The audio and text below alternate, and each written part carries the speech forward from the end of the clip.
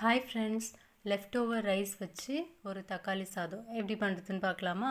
First ஒரு கடாயில் எண்ணெய் ஊற்றி கடுகு போட்டுக்கலாம், கடலப்பருப்பு உளுத்தம்பருப்பு போட்டுக்கலாம், ஜிஞ்சர் கார்லிக் பேஸ்ட், ஆனியன் போட்டு நல்லா சாட் பண்ணிக்கோங்க. ஸோ காஞ்ச மிளகா போட்டுக்கிறேன், அது உள்ளே இருக்கிற விதையை எடுத்துட்டு கருவேப்பிலை போட்டுக்கலாம். ஸோ இது நல்லா சாட் பண்ணுங்கள். ஸோ இந்த ஸ்டேஜில் கொஞ்சமாக உப்பு, தக்காளி ஆட் பண்ணிக்கலாம்.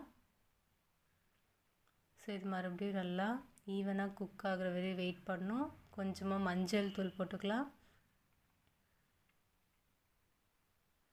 ஸோ இந்த ஸ்டேஜில் ஆனியன் டொமேட்டோ ஈவனாக குக் ஆகிடுச்சா?